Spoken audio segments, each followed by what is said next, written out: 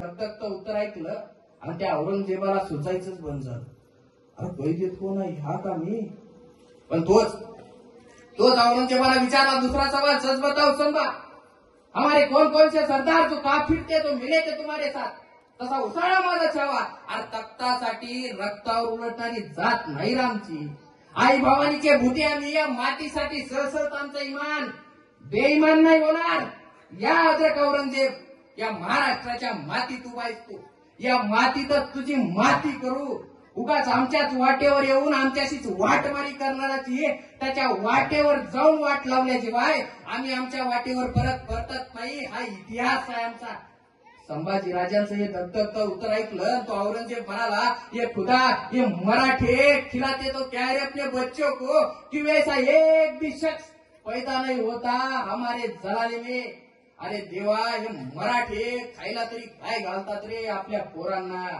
का असलं एक तरी पोरग माझ्या घरात नाही जन्माला येत? तसा उसाळा माझा संभाजी राजा. अरे तुझ्या घरात कसा येईल ना संभाजी? तुझ्या घरात कसा येईल संभाजी? स्वतःच्या बापाला विष देऊन मारणारा तू, स्वतःच्या भावांची खुलेआम कत्तल करणारा तू, तुझ्या घरात कसा येईल संभाजी? आज संभाजी राजा जन्माला येईल तो फक्त शिवाजी राजाच्या कुशीत आणि या महाराष्ट्राच्या मुशीतच. संभाजी राजांचं हे धगधगतं उत्तर ऐकलं आणि संतापला तो औरंगजेब. ले जाओ इसे हमारे नजरों के सामने से. ये आंखें जलाती है हमें. निकाल दो इसकी आंखें. ये जबान बोलती बहुत है, काट डालो इसकी जबान. ले जाओ इसे हमारी नजरों के सामने से. आणि संभाजी राजांना तिथून नेण्यात आलं. वळउद्रुक तुळापूरच्या वधस्तंभाला संभाजी राजांना बांधण्यात आलं. अहो डोळे काळे झाले सुद्धा संभाजी राजांचे डोळे. हातात लाल बुंद तप्त सळ्या घेऊन हमशाने डोळे काढायचे संभाजी राजांचे. त्या लाल बुंद तापलेल्या सळ्या बघितल्या आणि संभाजी राजांना कळून चुकलं. डोळे जाणार आता आपले आणि संभाजी राजानं मिटले आपले नेत्र. तसे डोळ्यासमोर उभे राहिले राजे शिव छत्रपती. अरे याच डोळ्यानं बघितलं होतं स्वप्न स्वराज्य संवर्धनाचं. याच डोळ्यानं केल्या होत्या इशारते आपल्या मावळ्यांना. तेच डोळे उघडले डोळ्यासमोर आल्या लाल बुंद तप्त सळ्या घुसल्या आत सर्र दिशेने नुसता आवाज घोंगावला. सळ्या गेल्या आत बाहेर आल्या त्याच वेगानं. पण डोळे नव्हते कुठेच, उरल्या होत्या नुसत्या खोबण्या. काळ्या कुट्ट उग्र दर्प बाहेर फेकणाऱ्या त्या खोबण्या. आणि पायात साधा काटा घुसला तरी 8 दिवस पाय धरून बसतो आम्ही.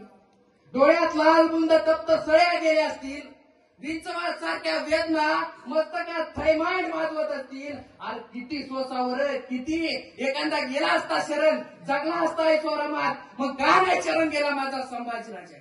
का लढत राहिला, का झुंजत राहिला, का झगडत राहिला माझा संभाजी राजा?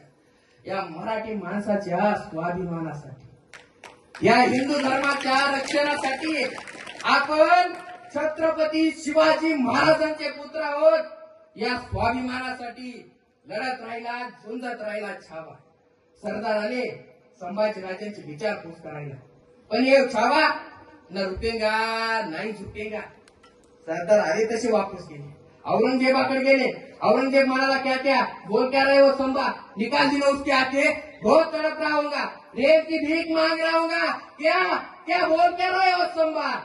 तसे सरदार म्हणाले, हुजूर वो संभा है, संभा उस शिवा का बेटा संभा.